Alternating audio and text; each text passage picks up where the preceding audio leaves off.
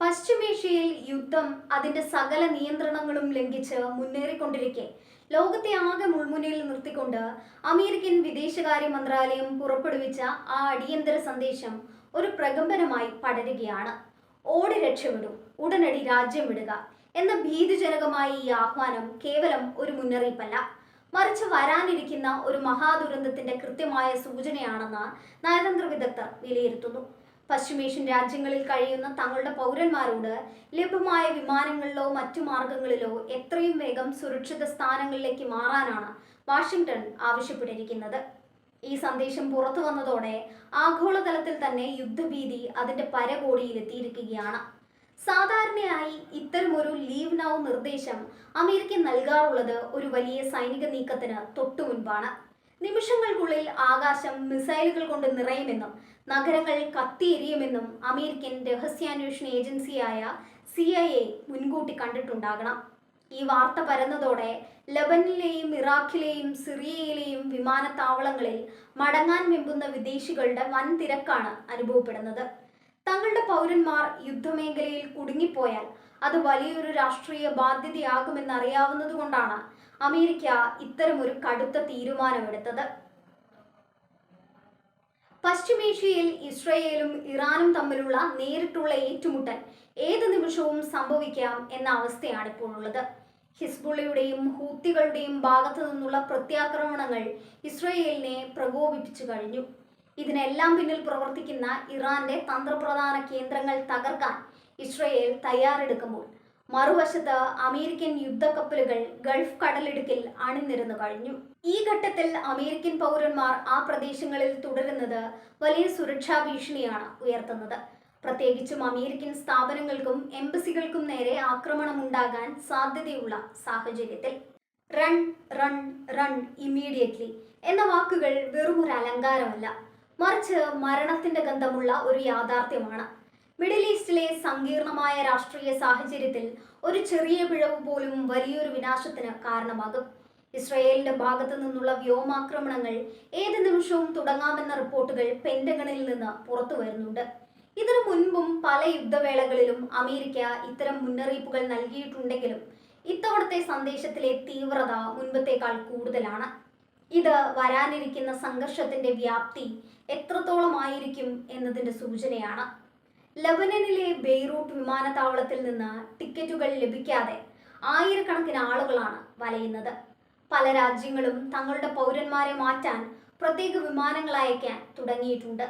എന്നാൽ അമേരിക്കയുടെ സന്ദേശം മറ്റുള്ളവരിലും പരിഭ്രാന്തി പടർത്തിയിരിക്കുകയാണ്. വിദേശികൾ കൂട്ടത്തോടെ രാജ്യം വിടുന്നത് പ്രാദേശിക സമ്പദ് വ്യവസ്ഥയെയും സൈനികരുടെ മനോവീര്യത്തെയും ബാധിക്കുമെന്ന ആശങ്കയും നിലനിൽക്കുന്നുണ്ട്.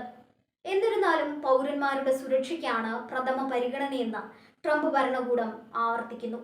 അമേരിക്കൻ പൗരന്മാർ മടങ്ങണമെന്നാവശ്യപ്പെടുമ്പോൾ തന്നെ ഇസ്രയേലിന് ആവശ്യമായ എല്ലാ സൈനിക സഹായങ്ങളും അമേരിക്ക എത്തിക്കുന്നുമുണ്ട്.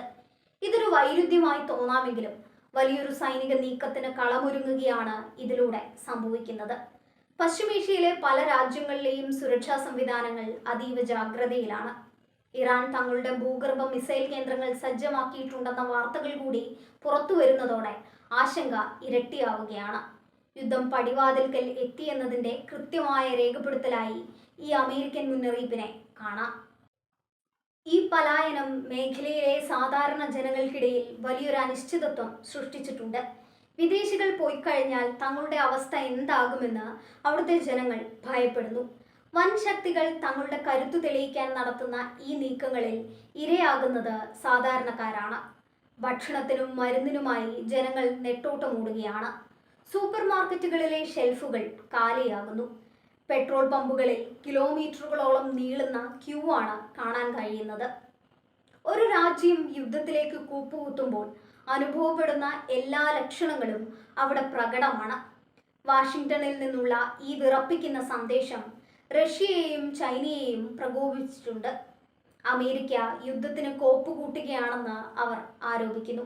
എന്നാൽ തങ്ങളുടെ പൗരന്മാരുടെ ജീവൻ രക്ഷിക്കാനാണ് ഈ മുൻകരുതൽ എന്നാണ് അമേരിക്കയുടെ വാദം. ഈ വാക്പോരുകൾക്കിടയിൽ പശ്ചിമേഷ്യ ഒരു വലിയ ചതിക്കുഴിയായി മാറിക്കഴിഞ്ഞു. വിമാന ടിക്കറ്റുകളുടെ വില 10 ഇരട്ടിയായി വർദ്ധിച്ചതും യാത്രക്കാർക്ക് വലിയ പ്രതിസന്ധി ഉണ്ടാക്കുന്നുണ്ട്. കപ്പൽ മാർഗവും മറ്റ് അതിർത്തികൾ വഴിയും ആളുകൾ സുരക്ഷിത സ്ഥാനങ്ങൾ തേടി പ്രവഹിക്കുകയാണ്. US എംബസികൾ തങ്ങളുടെ രേഖകൾ നശിപ്പിക്കാൻ തുടങ്ങിയതായും റിപ്പോർട്ടുകളുണ്ട്.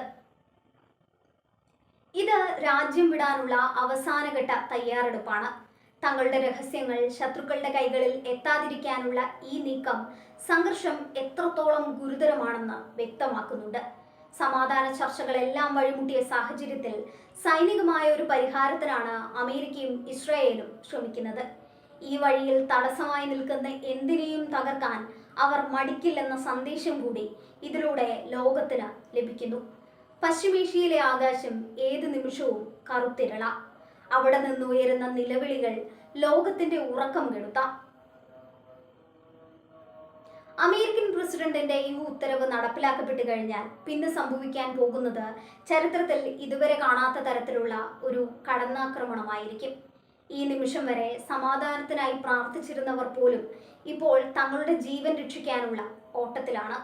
പശ്ചിമേഷ്യൻ മണ്ണിൽ നിന്ന് വരുന്നത് ശുഭവാർത്തകളല്ല, മറിച്ച് വിനാശത്തിന്റെ മുഴക്കങ്ങളാണ്. ലോകം ഇപ്പോൾ ഈ നിമിഷത്തിന് സാക്ഷിയായിക്കൊണ്ട് ശ്വാസമടക്കി നിൽക്കുകയാണ്.